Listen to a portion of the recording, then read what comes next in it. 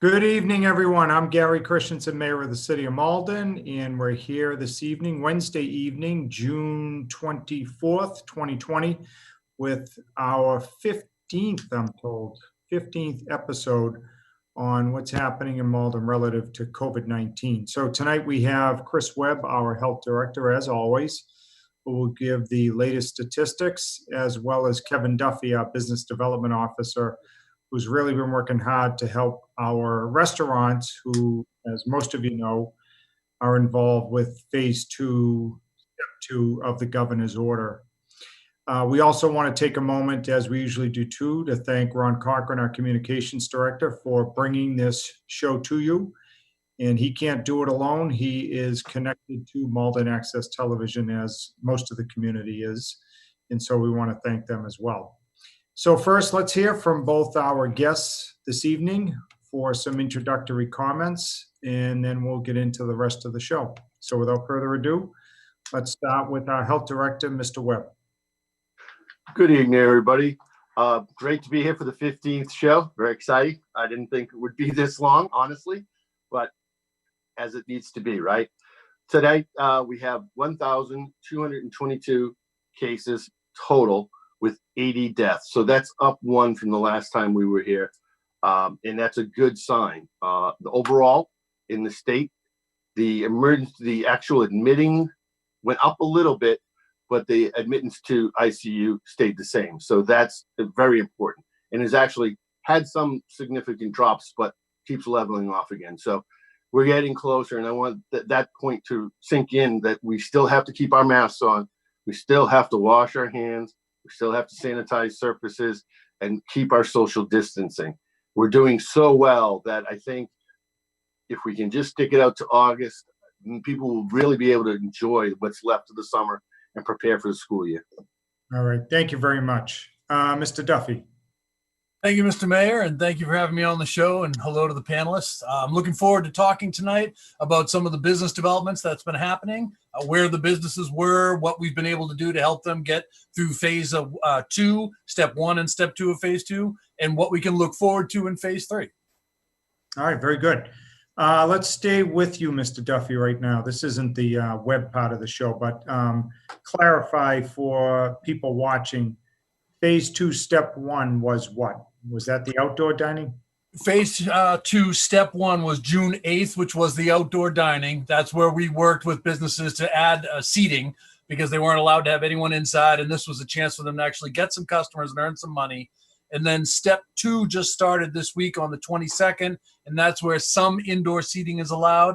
They didn't put a capacity amount on it, saying like 40% or 50. They just said the tables have to be spaced properly. And so then after that, whoever can fit in, that's your capacity.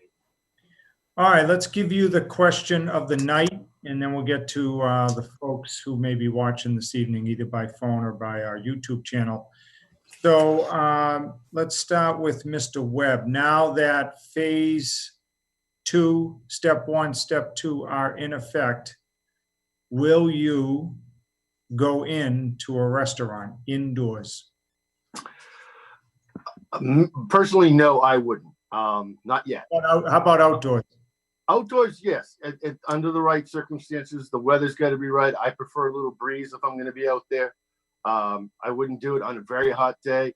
People are going to be leaving a little bit behind every time they leave a table.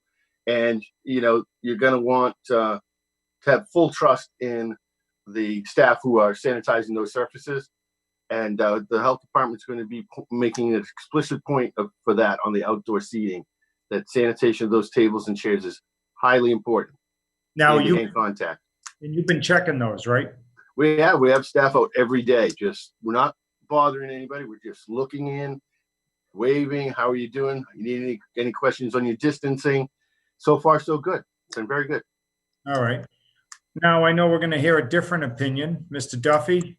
In, out, both? Both. I have been to Faces. I've sat outside. I had some of their pork belly. It's delicious. And then Mystic Station, right outside of MATV, has set up a beautiful outdoor seating area. So I would go and enjoy that. As far as indoors, I understand where Chris is coming from. So I'm going to be looking for a bigger establishment that has a lot of headroom and air room so that you're not sharing so much. But I believe the governor has always done things according to science. And so if they're allowing people to go into the indoor restaurants, I think it's okay.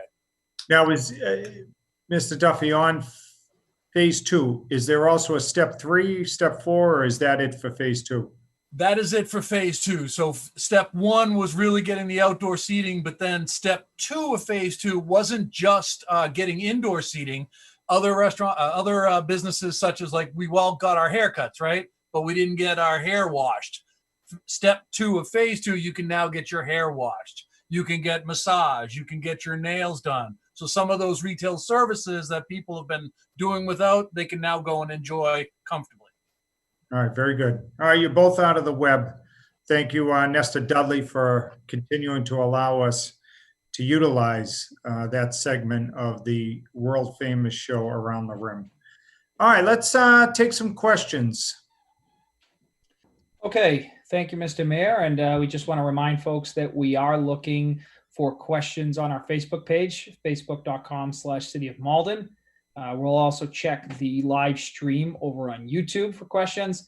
And as always, you can dial in to the show in studio. And we do have our first caller of the night, and that's Joan. Joan, go ahead. You are on the air with the panel. Okay. Thank you, Mayor, for your 15th show. Congratulations. Thank you. It's been good. Thank you. I have a couple of concerns. One is a couple of nights ago, I took a walk outside by the Green Street Park, and I was near the basketball court. I could not believe how many sweaty guys were playing basketball together. The basketball court was full, and they're sweating, and they got the ball, and they're tossing it, and it really, I was like, you wouldn't think there was ever a virus out there at all. So I was wondering, is there any way of controlling any of that? Mr. Webb, you want to start with that? Well, what we've done, the short term was we had all the hoops, this was back in March, secured so that there couldn't be. So we'll have DPW go back down there and resecure that hoop in some fashion that they can't take down again. It is not time yet for full contact sports, which basketball is considered one. That will be phase 3. Mm-hmm. So, Joan, Okay. we'll make a note there and take a look at that tomorrow, okay? Okay, I also have another question while I'm here. Chris, Yes, ma'am. what about people that have got the virus? Can they get it again? Have you had any news of someone that's gotten it twice? Good question. Well, yes and no. We've had people who have tested positive twice, negative once, and then positive again. Mm-hmm. But that spoke more to the quality of the test, or the way the test was administered, probably, than the ability to catch the virus twice. Viruses typically do, once you've got it, you do get some antibodies build up and you get some resistance. The question with this virus is, how much resistance do you get? And that's hard to tell until after you've got, a lot more data than we have now. I mean, we're going to learn a lot more once these other states that are flaring up start to level out. We can then start focusing on whether the antibody tests, one, are accurate, and two, if the antibodies provide any protection against reinfection. I hope so. I hope so, too. Thank you very much. Good night. Thank you. Chris, we're going to stay on that because that happens to be a question that were asked, and that's about some of the other states that are seeing resurgence, of positive cases, and in particular, the fact that it is with younger folks. Do you have sort of an opinion on what that is and why, and perhaps, how could Massachusetts avoid it? Are we in a good spot to avoid the resurgence we're seeing elsewhere in the country? I think as long as we don't rush towards large gatherings, the demonstrations have kind of kept us at that steady 4 to 5 new cases a day. We had, I think it was 72 new cases overnight. So the demonstrations, we're starting to, those are those numbers you're seeing now, that 72, where they should be around 30. So that's the only thing that the other states hadn't done. They didn't stay in their lockdown nearly long enough. And when they did their lockdown, it wasn't very well organized.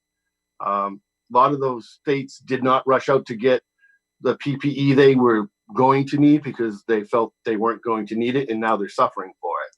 That's another problem.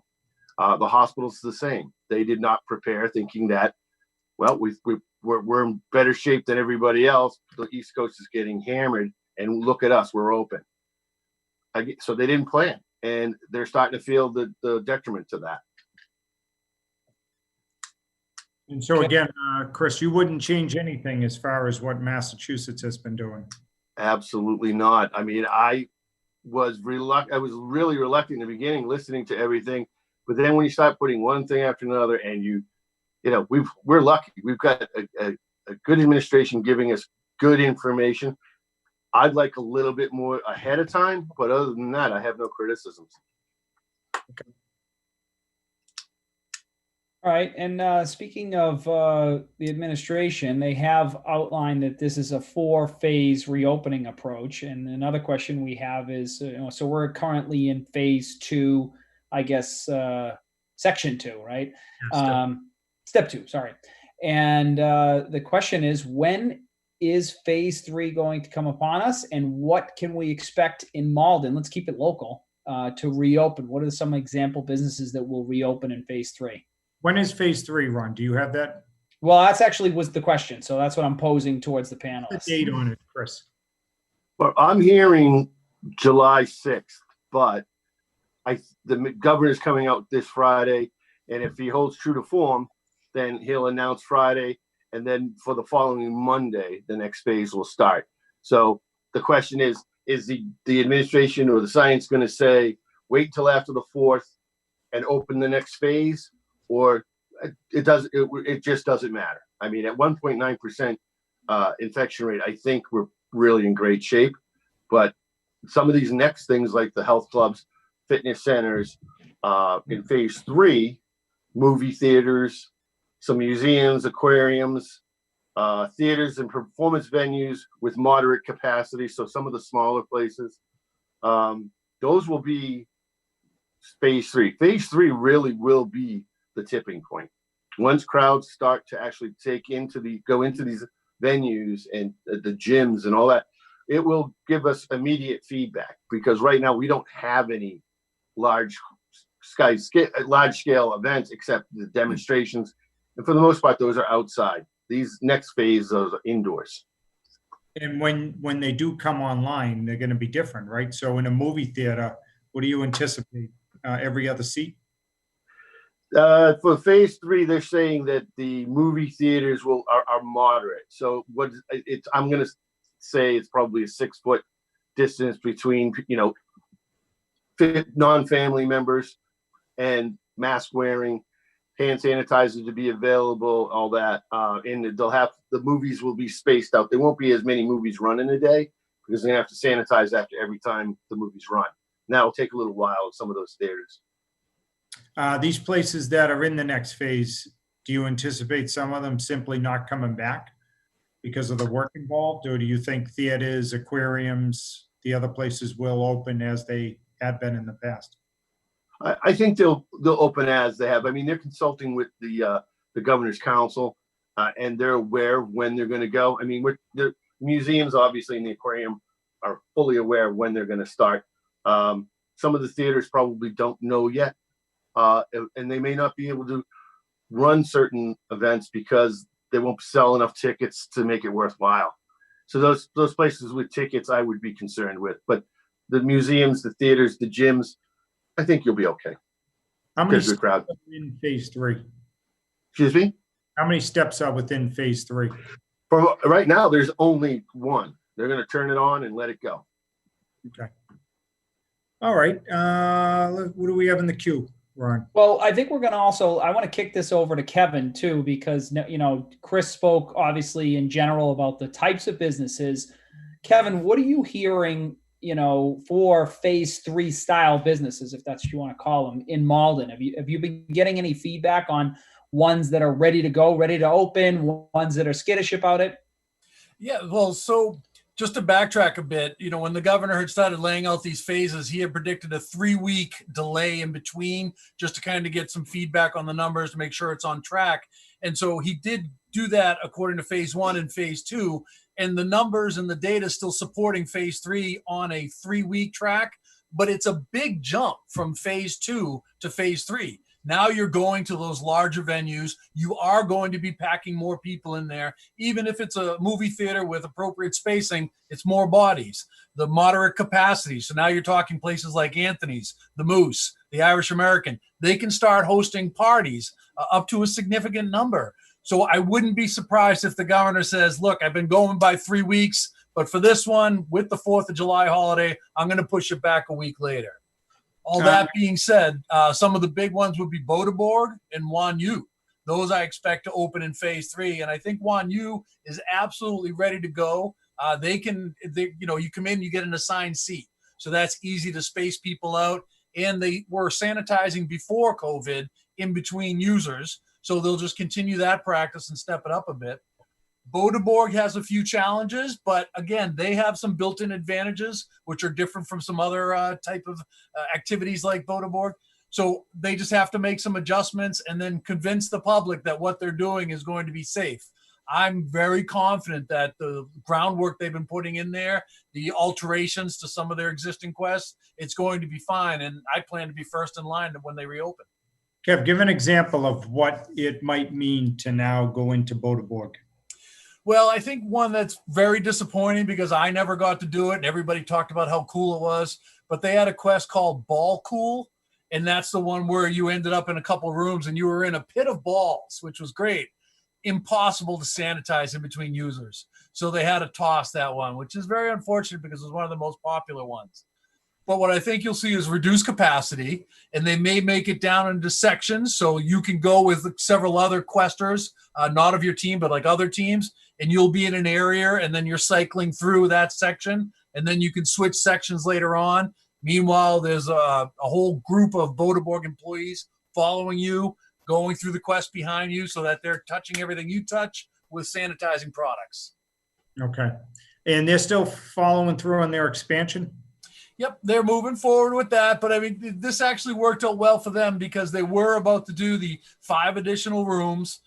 Then COVID hit, so they were able to, before they had actually built them out, make the adjustments to make them cleaner and safer going forward. So in that one sense, it was fortuitous that this struck now and not in November. Okay. All right, very good. And what is, forgive me, what's phase 4? What's phase 4?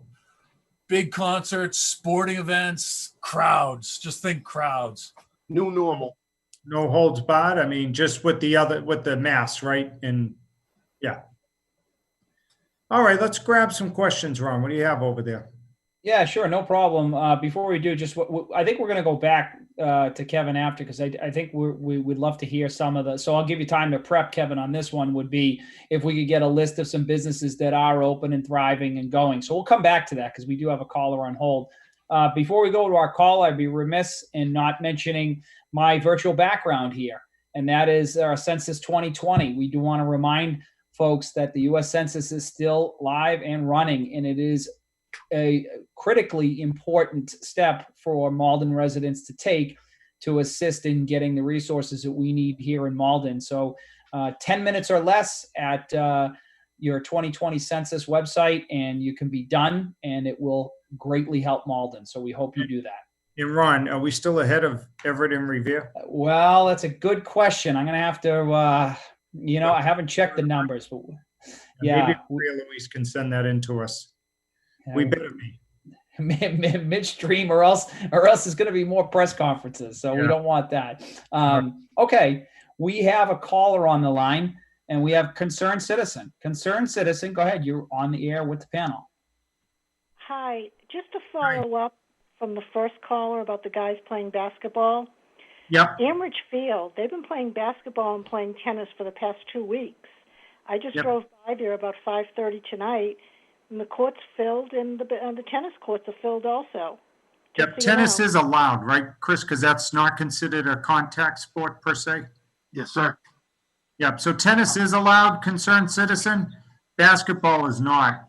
So we'll have to take another look there as well. I mean, in other courts, we've actually been taking the rims down, but some of them are welded on there. So I'll make a note and we'll reconvene on that tomorrow morning.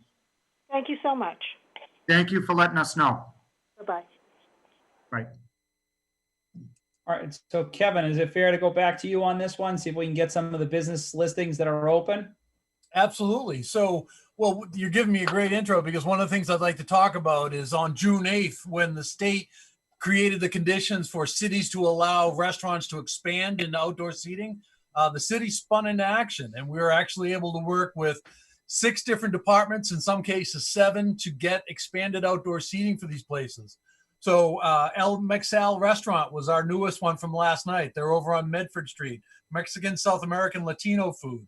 You've got Three Amigos, 621 Tavern, Dockside, Doo-Wop Diner, Faces Brewing Company, Franny's and Patrick's, the Irish American, the Moose, and the Eastside AA, John Brewer's Tavern. We mentioned Mystic Station out front, Pearl Street Station, Faux Bistro, and then, of course, Hugh O'Neill's. They've always had a patio, so they did their thing. So there are lots of places you can go out to eat outdoors and enjoy yourself.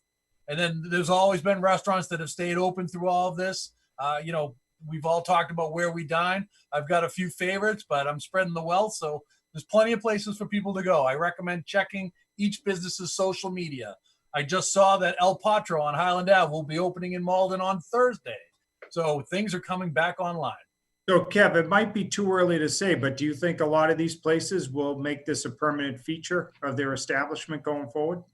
Well, we're able to do this now because a lot of those groups took parking and made it into seating. But that was relatively okay at this time because their occupancy is going to be reduced. So their parking needs were reduced. In a normal year, when they have full capacity inside and try to do the outside, they'll need that parking more. So it'll just be something we have to navigate next year, plan it out, plenty of time, have lots of meetings, find out what the restaurants need and how we can accommodate them. And it's possible we can have this go every year. Give me an example of one where it might work. Doo-Wop Diner, right on Main Street. They've got a great parking lot right on the bike path, so a lot of people can get there by bike or by walking. But they also have a municipal lot right across the street on Charles and Main. So they could ask the customers to sit over there and create this outdoor seating year in, year out. I think in the good weather, it'd be beautiful. What's been the fee? I know it's kind of premature, but have you heard anything so far on customers' experience or from the owners of these places? Yeah, well, they're very happy to be open. And I think there's a lot of pent up demand. So when they did open, there were people waiting and they didn't mind waiting. We said Mystic Station's open tonight. I wouldn't be surprised if there's people sitting in cars waiting for their table to come up. Faces, Hugh O'Neill's, they've done quite well. Faux Bistro's done a great job out front. So I think there's a segment of the population that's just been dying to get outside to eat and just eat outside of their home. And so this is a way for them to do that. And Chris, I know the city of Boston was having a hearing today on the North End. In your cursory review, you haven't seen too many violations so far? No, actually, we're paying close attention to social media to see what people are complaining about in other places. And we, kind of exclude when we update our restaurants. We try to do an update once a week with whatever might be cogent at the time. Right now, it was smoking in outdoor seating. No one had done it here, but we put an email out to remind everybody that the workplace smoking law is still in effect, and that any of the allowances you had when you were indoor, you have outdoors, but no additional. Yeah, and I think that's actually one of the issues as part of the hearing today in Boston was outdoor smoking. So. Yeah, I saw the video for the newscast, and I thought that they did a poor job spacing people. And there's no vehicle protection. A PVC fence isn't going to make me feel better on Hanover Street. There's a lot of restaurants and alcohol being served down there, so not my favorite place to be. Okay. All right, thank you. Let's see, do we have a call, Ron, or? Yeah, sure. We're going to get to we're going to actually not, we won't have a call in queue. We have a question in queue off of Facebook. But before we do, I just want to remind folks, again, you can reach us at Facebook. You can reach us on the YouTube channel, which is the MATV YouTube channel. You can call into the studio, 781-388-9394, and we will answer your questions. But before we get to the question, I think I'm going to think on my feet here. I'm going to throw something out at the three of you. How about at the end of this broadcast or near the end, I'm going to ask the three of you, and I'll get involved too. What restaurant business are you going to visit on the tail end of this? Doesn't have to be tonight, but let's say tonight or tomorrow. What are you going to visit and why? So with phase 3 coming up and a lot of new businesses, I think I'd like to give a shout out to some of these businesses. So keep that on your mind, and then at the end we'll ask, where are you going and why? So we'll come back to that. Our question is from Renee on Facebook, and she asked, will the coronavirus vaccine be made of the live virus? Sounds like a technical question about the vaccine itself, Chris. Yes, it probably will be more than likely a live virus. They're the most effective, and it's typically the way vaccines are being just manufactured today. Okay, and as a follow-up, we've had this question many times. What are we thinking is the timeline for a vaccine? Well, Dr. Fauci, who is now the new head man on this stuff, who I follow religiously, he's saying the first of the year, which is what had been saying. It can be done. He seemed confident that it might be done by the first of the year. So I'm going to say, stick with my original answer.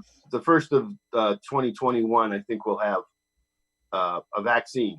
How effective it is will only be told over time. But Chris, you keep hearing about these trials on the news, but there's a big difference between trial and some potential vaccines on animals versus humans, right? I mean, how many steps are there to get it to? Well, there's typically 4. Yeah. Okay. 4. You have your animal tests, your human tests, then you have to do the efficacy of it all. Does it work? Then they'll do the immunities, and all that will happen in the stage 3. Then they'll do a slow roll of production because they have to then check it, make sure that it's formulating correctly, is it storing correctly, develop its shelf life. There's all those things that go on before they push it out, because it could be sitting in a warehouse for a year before it gets to Alaska or someplace like that. So there's a lot of little things that people aren't thinking about, wouldn't think about, I should say, as far as getting it out to market.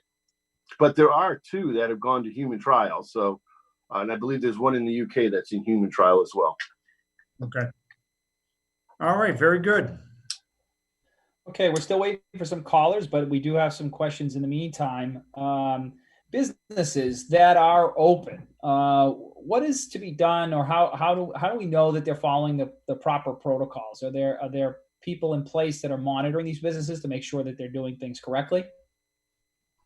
We're sending out inspectors every day to go through the food establishments, a couple of the light manufacturing facilities.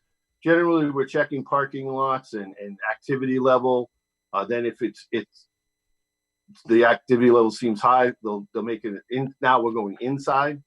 So we're not bothering anybody, but what we would recommend folks is, as they start going out and they start seeing things that they don't think is correct, to let us know. Just call the Board of Health at 781-397-7049. You don't have to leave a name. These inspections are more about education and correcting the flaws in their program. We haven't seen a lot of that. We have a lot of smart operators out there, and they've had time to figure these things out. So we have full confidence that our permit holders will do the right thing. And Chris, you can't cover them all in one day. So what do you do? Spot check? We spot check all day long. We've got 4 inspectors out. They all take an area, and they've pretty much got their routes now. We try to mix it up. Next week we'll be out at night, so we thought we'd give them the first week to ask their questions and make some minor mistakes, and we think we're through that. So next week we'll go out and see how people are enjoying it, and what effect it's having on, street trash and things like that. Okay.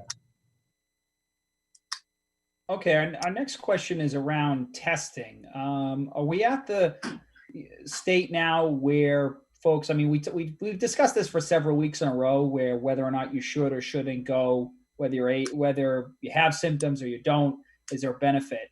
And I think that question was made very easy. The answer was made easy because we had Cambridge Health Alliance offering their test site. And I think as we were discussing before this, that's coming to a close this Friday, although they still are, their testing site in Somerville will still be up and, for patients and whatnot. What is the state of testing specifically for Malden residents, but maybe just a little bit further out going forward from here on in? Should people continue to test with no symptoms and so on? Yes. And I say that because you don't want to be the one who shows up at work in phase 3, not having been tested, and find out, you're walking to work and you get pulled aside because you have a fever. So get tested, and give it, your employer and yourself peace of mind that you're protecting the people you work with and associate with. And Chris, where should people do that now? Through their primary care?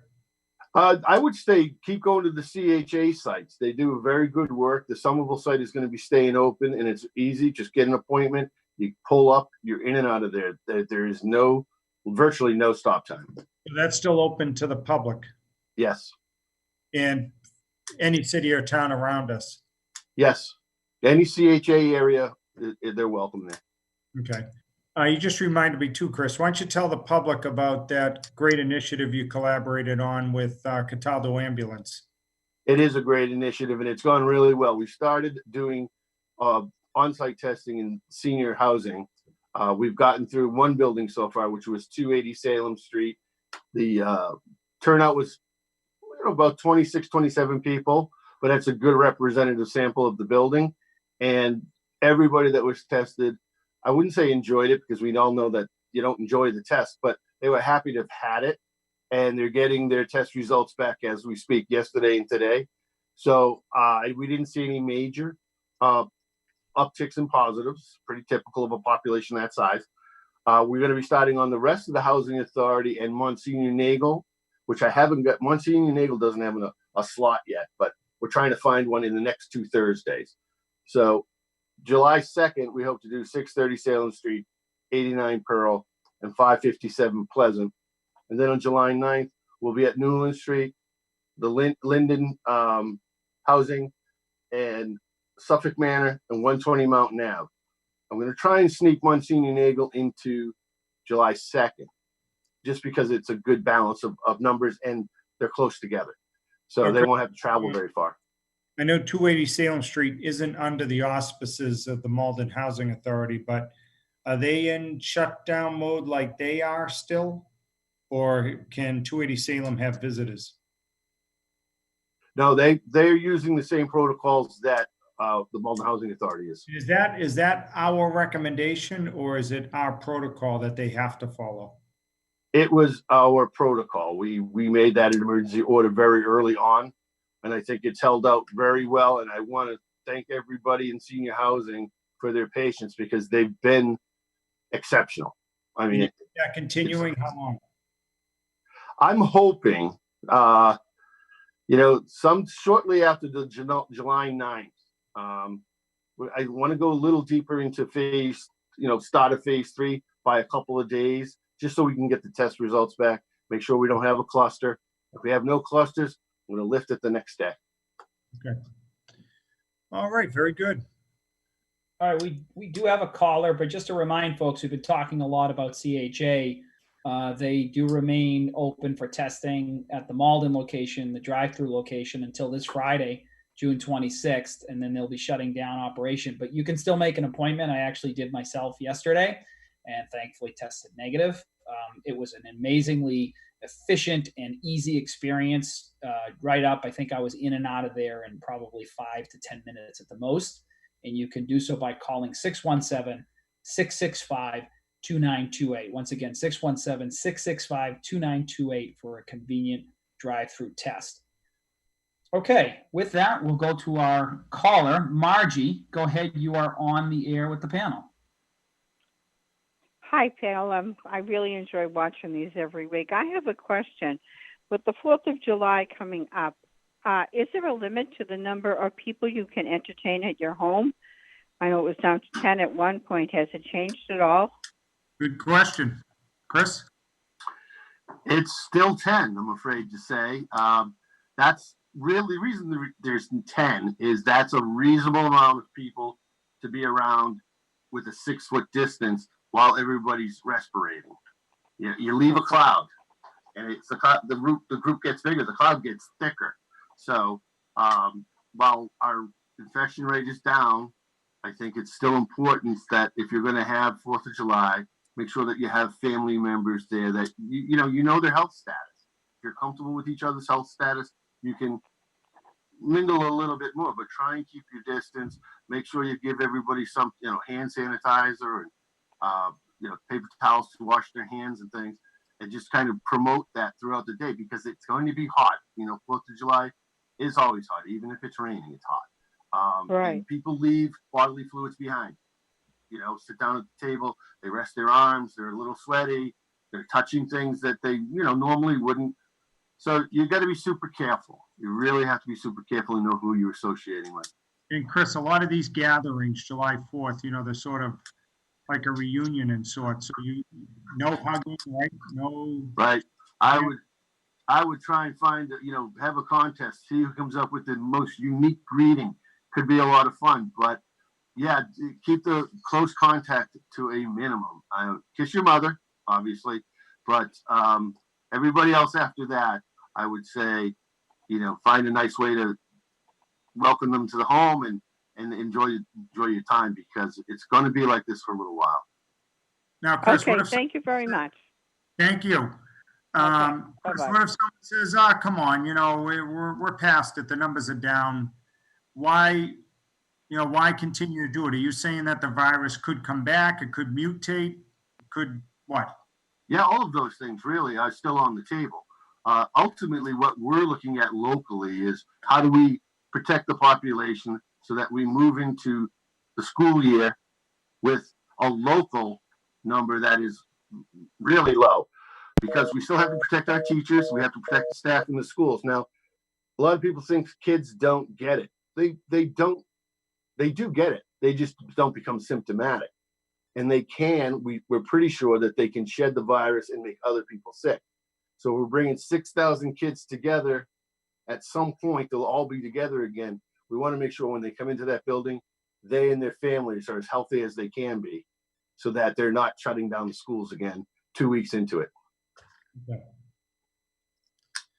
Mr. Mayor, when it comes to this 4th of July stuff, I mean, it's great to go and have a great event and everything, but people should really be using this as an opportunity to help our businesses. So consider it like a potluck, but you're picking up a dish from this restaurant or that restaurant.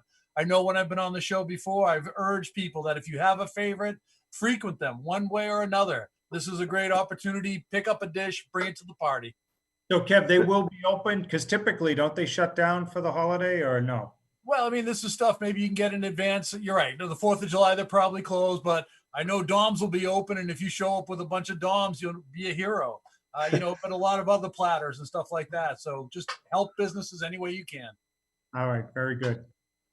I think it's a great point too, because businesses are taking advantage, or they have the ServSafe certification. So for the most part, they're going to probably be a little bit more careful than we would in our kitchen, with the proper protocols. So I think it's a great win-win situation there. I agree. Okay, we do have another caller. Jason, go ahead. You are on the air with the panel. Thank you very much, Mr. Mayor, panel. With the recent callers' concerns about outdoor basketball activities, I was just curious on what phase does the reopening of gyms and, for instance, the YMCA, Planet Fitness fall under? Chris, Kevin? That's phase 3. And that's mid-July, Chris? I think, that was our projection was going to be, I think it's going to be shortly after, July 6th or shortly thereafter. We're going back Very and good. forth on the date, but it's definitely phase 3. But I think Yeah. you'll see a new normal when it comes to stuff like that. People might come in and work out with gloves on and then head straight home. Maybe they don't use the locker room. Maybe they don't shower. They just do everything like that at home. But I think phase 3 is a appropriate time for these things to start to open up again. Very good. Now, building on Jason's question, Chris, so does that mean contact sports as well? Would that be when basketball's back?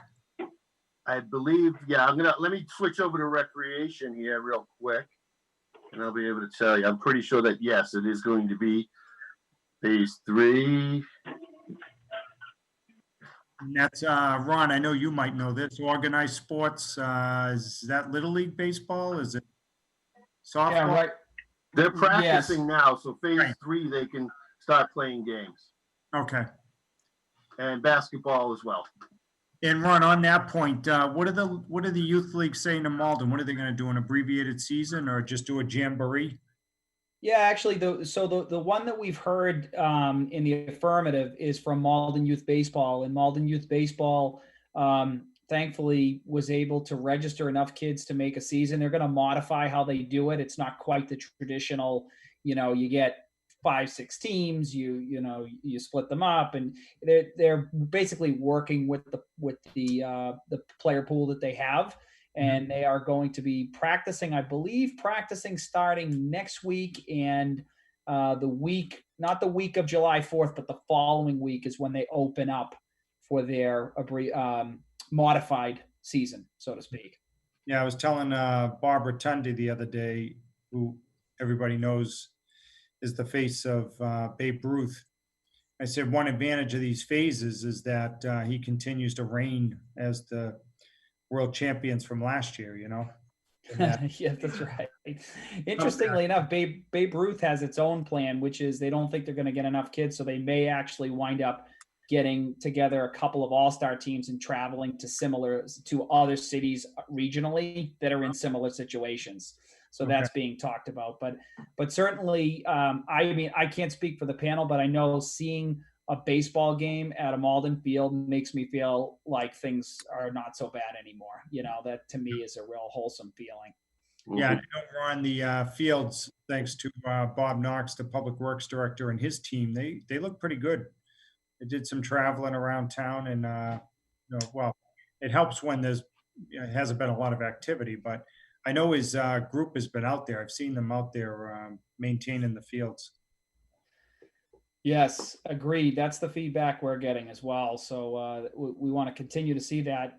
We're now just about 10 minutes away from the end of our show, and I did sort of want to leave some time for a couple things. Obviously, we do our closing remarks, but let's try this little I don't know what you want to call it, game, query, question. Let's start with Kevin. What are you doing? We're going to fast forward and say we're in phase 3. So let's assume it's phase 3. What's the first place that you're going and why? Bodeborg. Going to take the whole family. It's a great activity to do together, and it's outside the house, and it's challenging both physically and mentally. And I haven't been able to do it as much as the other members of my family, so it'll be a chance for them to beat up on me. It's a great one. Chris? I'm going to go to All Seasons Table and get the 4-course dinner and sit back and let them serve me. And I've done it a couple of times for events, for my dad's birthday and my daughter's graduation 2 years ago. And it was a great experience for everybody, and it was so relaxing, and the food was incredible. Excellent. And before the mayor, I'll go ahead and say that I have been having a little too much food for the last 3 months. So I'm going to hit Total Performance Sports, TPS, greatest powerlifting gym in the state of Massachusetts. Unfortunately for me, I think I'm going to start out looking like when SpongeBob picks up the bar with the 2 balloons on the end of it. That's probably where I'm going to start, because I'm about as tender as a piece of veal right now. So I need it bad. We'll kick it over to the mayor. Mr. Mayor, what do you think you're going to do?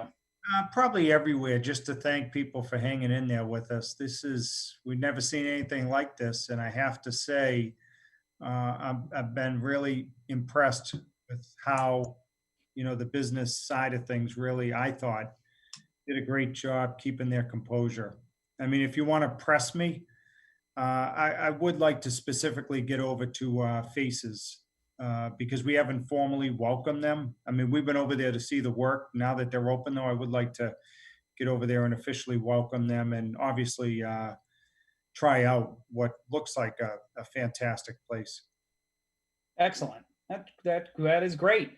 Before we do our closing remarks, we did have Patty, who not only has she made it in by the last minute, but she's also apologized for being late, which I think is remarkable. Yeah, I'm sorry. She knows her commitment to this. Patty, go ahead. You're on the air with the panel. Gary. Hey, Patty. Yeah, sorry I'm late, but I was visiting Margaret. Oh. How's Margaret doing? About the same. Yeah, everybody. I mean, now I was going to ask a question. Is there any way they could have the summer concerts outside? The summer concerts. Yeah. I know we know for not everybody, but. Yeah, we tried hard on that one, Patty, and we couldn't reach consensus. Our philosophy, better to be safe than sorry. So we didn't want to but I hope all our summer's going to be ruined. Like July 4th, I don't hope they're going to have anything for the little kids, like hot dogs. Remember last year they had hot dogs at that park. Right. Well, it's set next to the Irish American Club. Yeah, no, I think we're going to join most cities and towns, right, Chris, and just hold off until we get to the fall. I mean, Patty, we've come a long way, and I think our thinking is we just don't want to take the risk of having to start over again. I know, but I miss my family terrible. My cousin in Manchester by the Sea, she's going to find out the Manchester Beach is open up to the residents that live there, but now she's going to find out, like, it's open for the,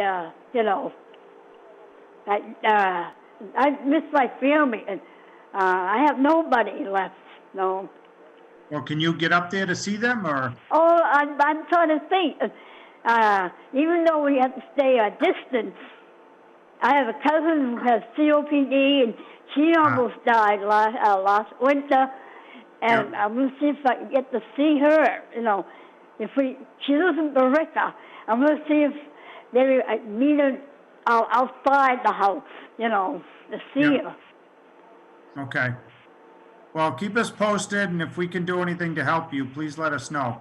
All right. All right, Patty.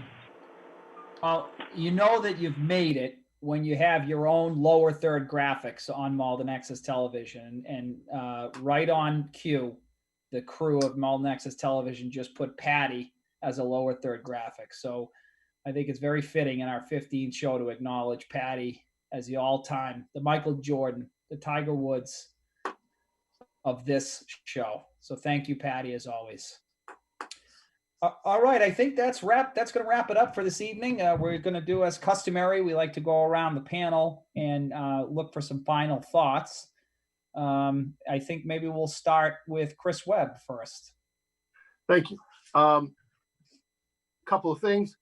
Stay the course, stay focused, enjoy your summer as best you can, but be ever cognizant that you're just trying to protect the next person, okay?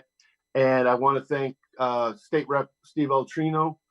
He called me this afternoon with some great news for some additional funding for the health department and school department, which is very exciting. It will help us do our long-term planning because we do believe that we're going to have some more work to do around contract tracing at least come this fall. So I want to thank him for that. And I want to thank the businesses and the citizens because I just can't say it enough. I'm proud to be part of this. I mean, we're putting stuff out and people are following it. People are calling with great questions and we appreciate it. There's never a bad time to call and we're trying to get back to everybody as quickly as we can. Please keep informing us of any concerns you have at 781-397-7049 or at boh@cityofmalden.org. Great. Thank you, Chris. Thank you, Chris. Kevin.